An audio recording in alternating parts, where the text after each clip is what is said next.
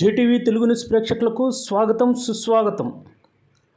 మా ఛానల్ను మొట్టమొదటిసారిగా చూస్తున్నట్లయితే సబ్స్క్రైబ్ చేయండి, లైక్ చేయండి, షేర్ చేయండి. మీ ప్రోత్సాహం మాకెంతైనా ఉత్సాహాన్ని ఇస్తుంది. సేకరించిన సమాచారాన్ని మార్పు లేకుండా చూపించడమే మా ఛానల్ యొక్క ప్రత్యేకత. ధన్యవాదములు.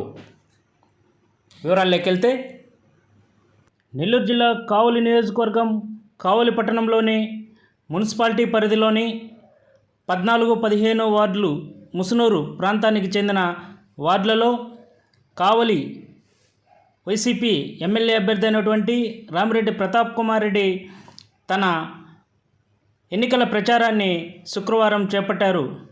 ఈ సందర్భంగా స్థానిక నాయకులు కేతిరెడ్డి జగదీశ్వర్ రెడ్డి ఆధ్వర్యంలో ఎమ్మెల్యే రామిరెడ్డి ప్రతాప్ కుమార్ రెడ్డికి, అలాగే మాజీ ఎమ్మెల్యే కాటంరెడ్డి విష్ణువర్ధన్ రెడ్డికి ఘన స్వాగతం పలికారు. ఈ సందర్భంగా స్థానిక ప్రజలు, నాయకులు, కార్యకర్తలు పెద్ద ఎత్తున ఎమ్మెల్యే రామిరెడ్డి ప్రతాప్ కుమార్ రెడ్డికి ఘన స్వాగతం పలికారు. ఈ కార్యక్రమంలో వైఎస్ఆర్సీపీ నాయకులు, రాష్ట్ర వైఎస్ జగన్ సేవా సమితి అధ్యక్షులు కోనం రాఘవరెడ్డి, కలికి ప్రభాకర్ రెడ్డి, అమర్ రెడ్డి, పూనూరు శివకుమార్ రెడ్డి, మాజీ కౌన్సిలర్ మందా శ్రీనివాసులు, మందా మధు, వెంకటరమణయ్య, కత్తి రత్నం, వైఎస్ఆర్సీపీ నాయకులు, కార్యకర్తలు, అభిమానులు పెద్ద సంఖ్యలో పాల్గొన్నారు. ఈ సందర్భంగా ఎమ్మెల్యే ఇంటింటి ప్రచారాన్ని చేపట్టారు.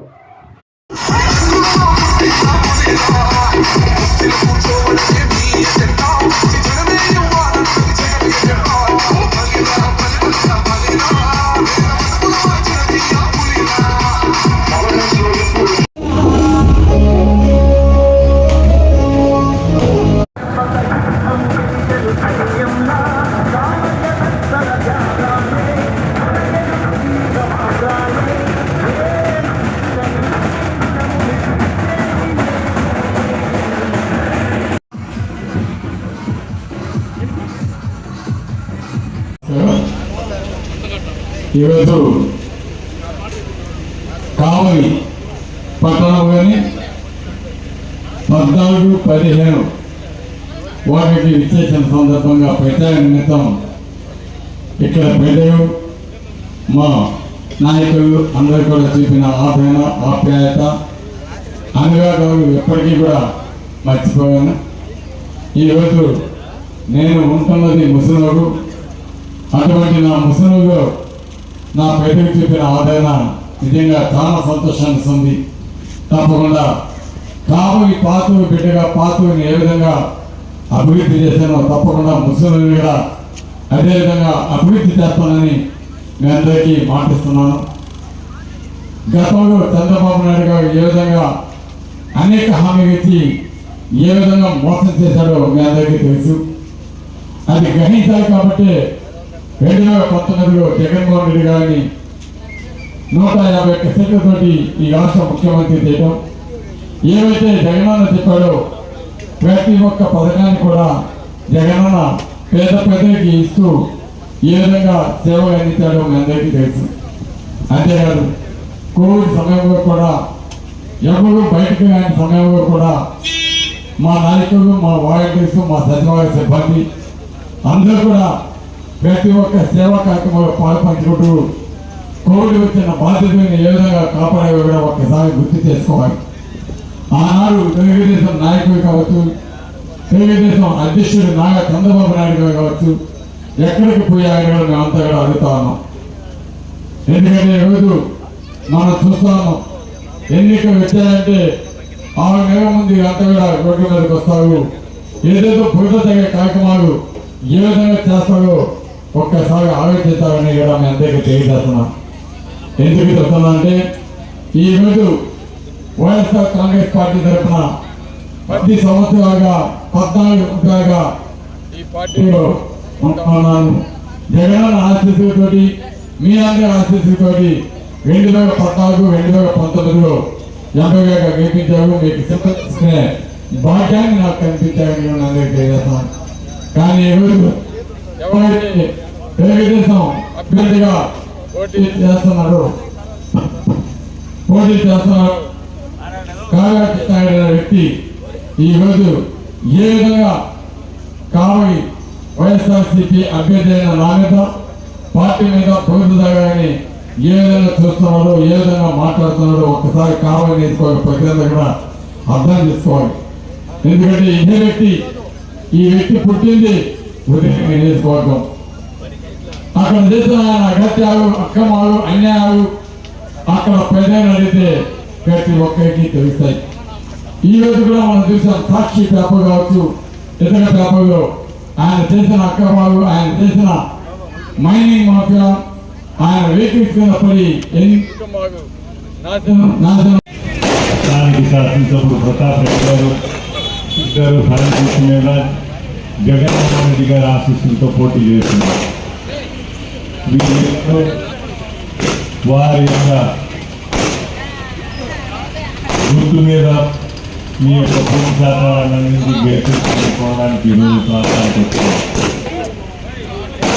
నేను కోరేది ఏంటంటే దయచేసి మీరు ఆలోచించండి,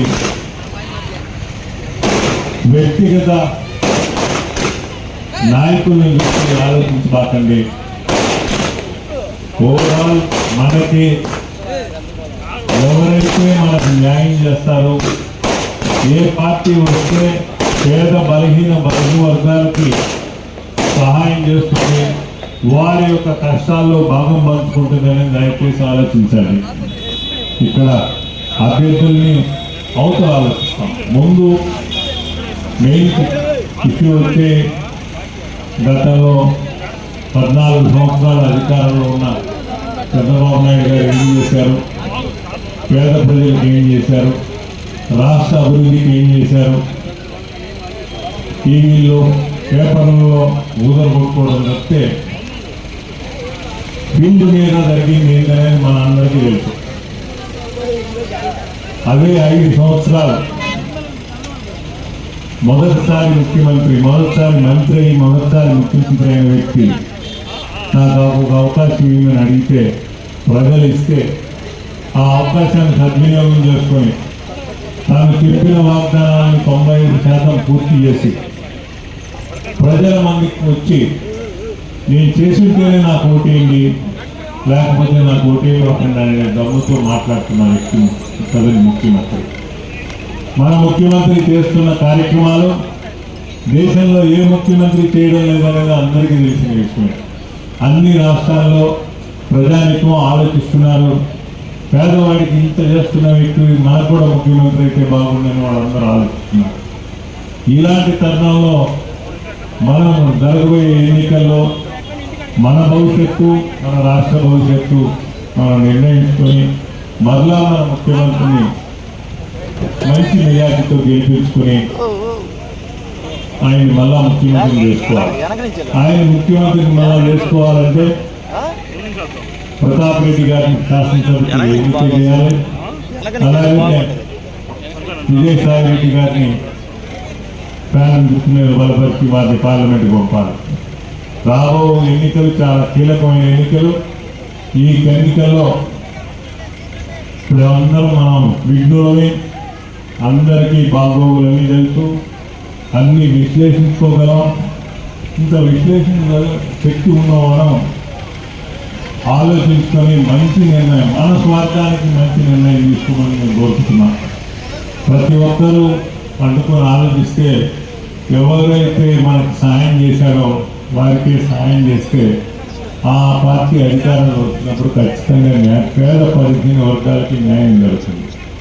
ఎవరో కళ్ళబుల్లి మాటలు చెప్పారని నమ్మకానికి మీరు ఆలోచించి మరలా ఫ్యాన్ గుర్తుకి 13వ తేదీ జరగబోయే ఎన్నికల్లో గట్టిగా 2 గుర్తులు ఫ్యాన్ మీద, 2 ఓట్లు ఫ్యాన్ మీద వేసి జగన్మోహన్ రెడ్డిని మళ్ళా ముఖ్యమంత్రిని చేసుకొని మన శాసనసభ్యుని విజయసాయి రెడ్డి గారిని ఇద్దరిని పార్లమెంట్కి, శాసనసభకు ఇద్దరిని పంపించి మన సత్తా సారుతున్నామని మిమ్మల్ని అందరినీ కోరుకుంటున్నా. దయచేసి ప్రజానికం ఆలోచించి నిర్ణయం తీసుకోవాలని కోరుతున్నాం. అవకాశము దీన్ని ఆలోచించి కావాలని ఒక ప్రజలకు ఆలోచించి తప్పకుండా సరైన నిర్ణయం తీసుకుని ఒక మంచి మెజార్టీతో గెలుపు అనేది మనకి ఈరోజు ఆల్రెడీ డిసైడ్ అయింది. ఈరోజు మనకి మెజార్టీ 30,000, 40,000 అనేది మనందరి ఆశయంగా పనిచేసి ప్రతి ఒక్కరు కూడా ప్రతి బూత్ నుండి కూడా పనిచేసి తప్పకుండా మంచి మెజార్టీ ఇచ్చేదానికి ప్రతి ఒక్కరు కృషి చేయాలని తెలియజేస్తూ తప్పకుండా కర్తవ్య ప్రజలు, ఎందుకంటే అటు జగన్మోహన్ రెడ్డి గారు పేదల పక్షాన పోరాడుతున్నారు, చంద్రబాబు నాయుడు గారు పెత్తందారు పక్కన పోరాడుతున్న మాట వాస్తవం. కాబట్టి పేదల పక్షాన పోరాడే జగన్మోహన్ రెడ్డి గారిని ఈ రాష్ట్రానికి ముఖ్యమంత్రి చేసుకోవాలని కూడా మేము అందరికీ తెలియజేస్తున్నాం. అదేవిధంగా కావలిలో సంస్కారానికి అదేవిధంగా అహంకారానికి ఈరోజు యుద్ధం జరుగుతోంది. సంస్కారానికి తప్పకుండా వైఎస్ఆర్ కాంగ్రెస్ పార్టీకి మీరు మీ యొక్క అమూల్యమైన ఓటుని ఫ్యాన్ గుర్తు మీద 4వ నంబర్కి వేసి అదేవిధంగా మమ్మల్ని గెలిపించి అటు విజయసాయిని నన్ను జగనానికి కనుక్కోవాలని కోరుకుంటూ సెలవు తీసుకున్నాను. Thank you.